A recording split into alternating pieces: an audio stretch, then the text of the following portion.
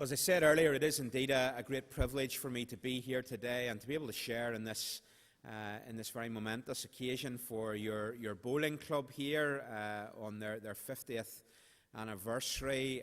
Needless to say, I haven't been around for as long as the bowling club has. I'm very youthful, as you can see, but and bowls isn't really my game. Although it's one of those games that when it's on TV. You can be beguiled very quickly into watching it, and it's a fascinating game of skill and tactics. I want you to picture a scene.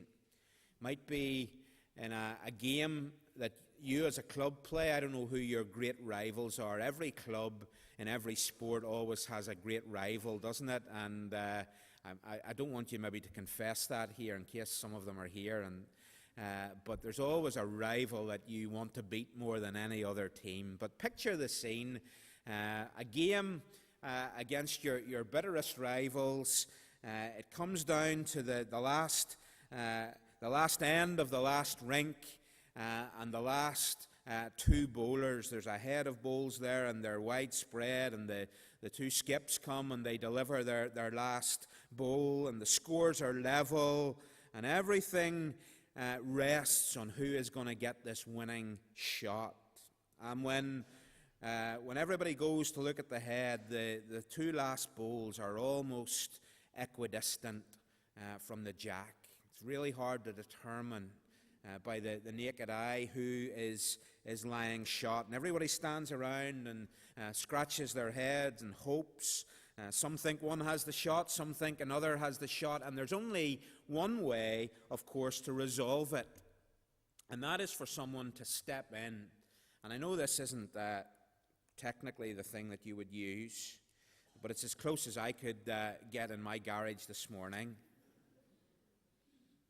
We need a measure, and someone will step in and produce the measure, and they'll go through, and I've watched it on TV, that painstakingly careful process of measuring. And as I understand it, first of all, they'll measure the bowl that he thinks is closest, and then he'll measure the other bowls that might be in contention, and then go back to recheck the first one, and then finally the verdict is given, and the bowl that is lying shot is turned out to indicate how the result has been decided. You've probably played in situations like that. Those of you who aren't bowlers perhaps have seen them on TV. And it's interesting because in that situation, it doesn't matter what the players think. It doesn't matter how strongly convinced any of the players is that his or her bowl is lying shot.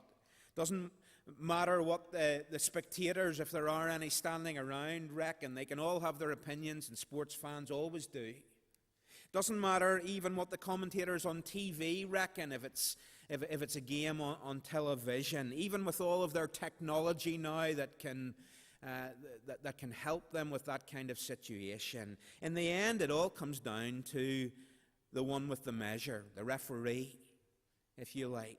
He is the one who has the measure that matters, and he has the only measure that matters. And I want us to hold that illustration just in our mind for a few moments as we think about some words that were in the reading that Annie read for us earlier in the service.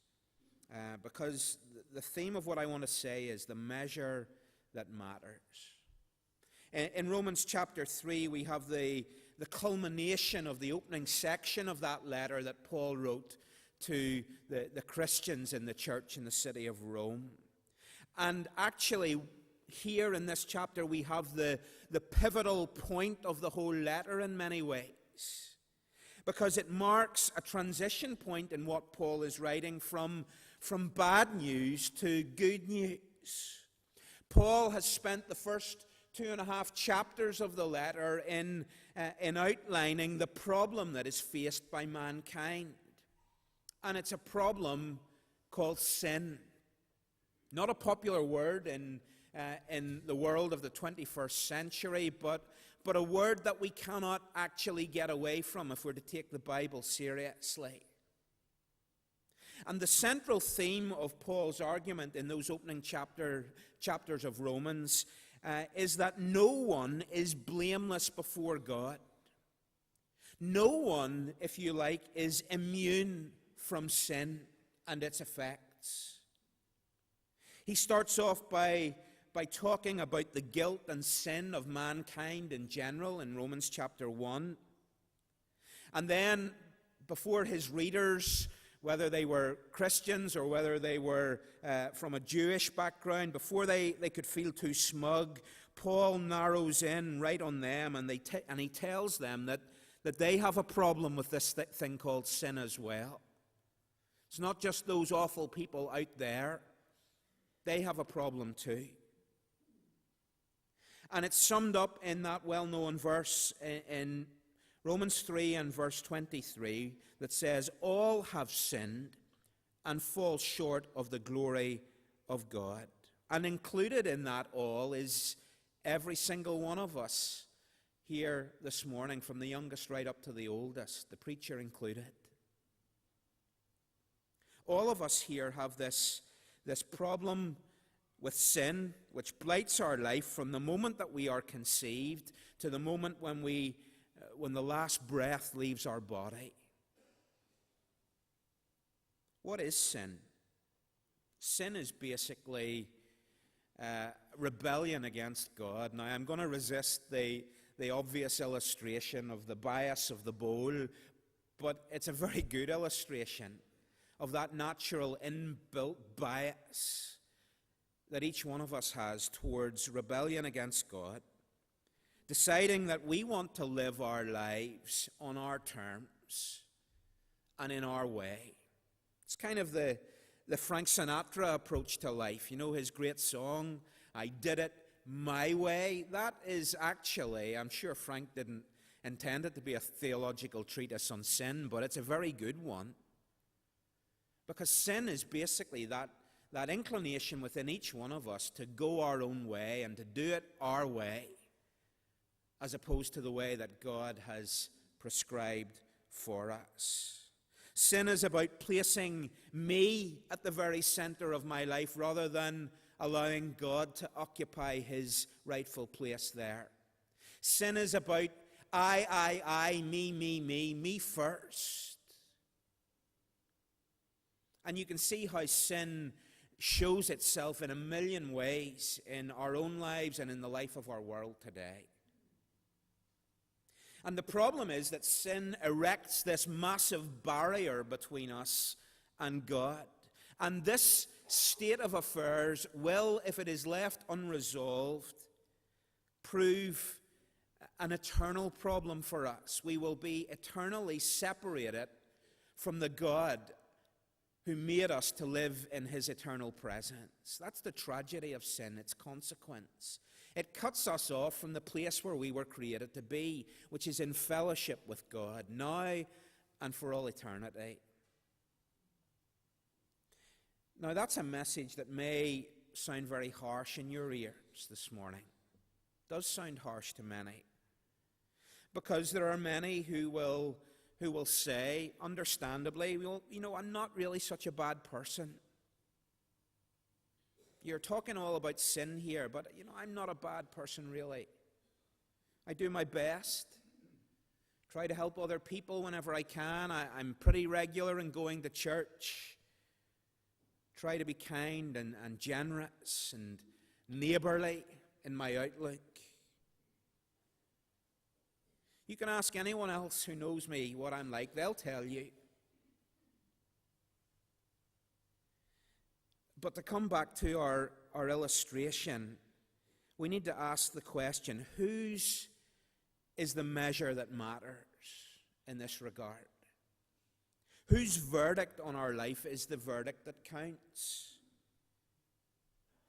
Well, James tells us in his letter in chapter 4 and verse 12, he says, there is only one judge, the one who is able to save and destroy. And of course, he's talking about God.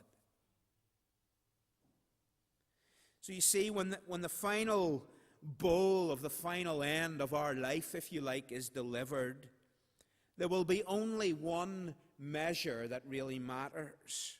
It won't matter how I see myself.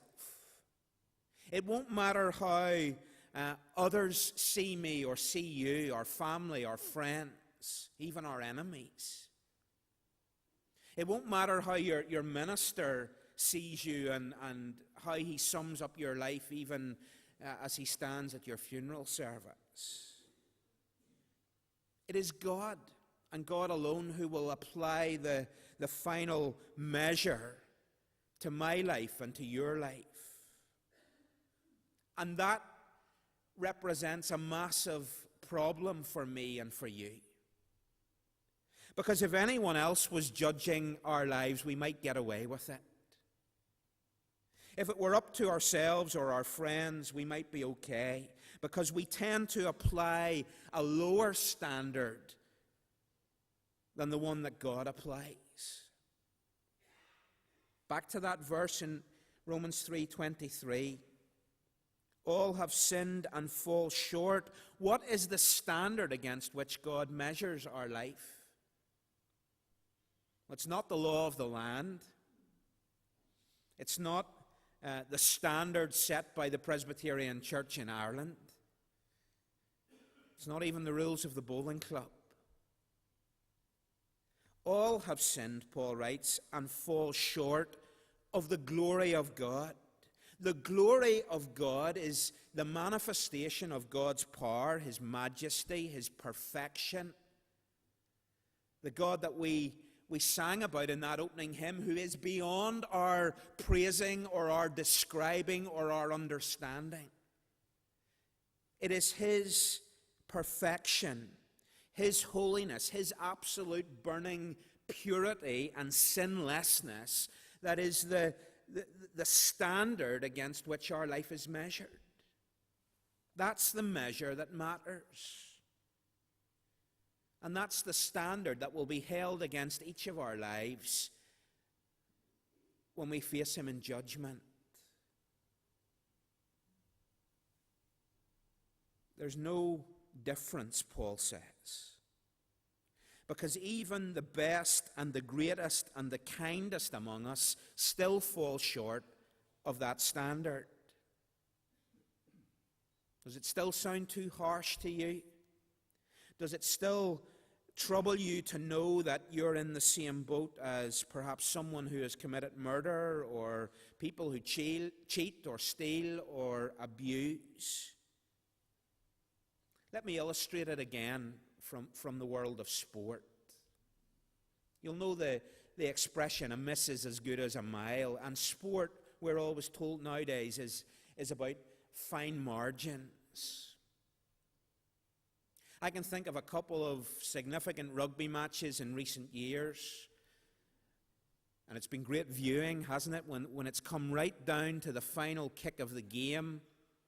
Think about an Ireland game when they won the Grand Slam a few years back. I think about one of the test matches in the Lions series in Australia during the summer, and it comes to the final kick of the game, and the team has an opportunity to win the match, and the kicker steps up and the ball falls agonizingly short of the crossbar, dips under the crossbar,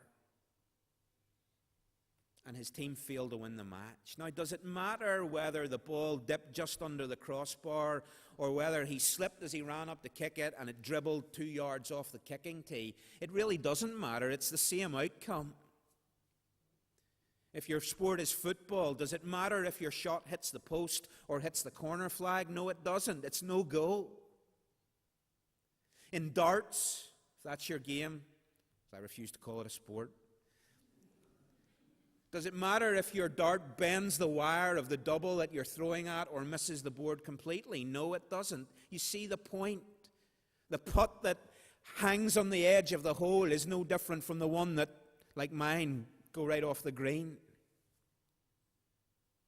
It doesn't matter how near we come to hitting the target or how far away we are from hitting the target. If we don't hit the target, we don't hit the target. And that's God's view of sin. There is no sliding scale of sin, as we might like to have it if we were kind of working this thing out. We would have a sliding scale that says His sin is far worse than mine. In God's eyes, sin is sin is sin. And that is the bad news. God has set the bar. If we change sports again and we think of the pole vaulter, God has set the bar for us to clear. And it doesn't matter whether we just knock it off or whether we crumple in a heap and don't get anywhere near it. If we don't clear the bar, we don't clear the bar. And the bar is beyond our clearing in and of ourselves. That is the bad news of the Bible. That is the bad news of Romans. But God doesn't leave us floundering in a sea of bad news. He gives us good news because he gives us Jesus. As the choir sang for us, give me Jesus. And he has given us Jesus. And Jesus is the one who makes it possible for us to be delivered from the predicament that we find ourselves in.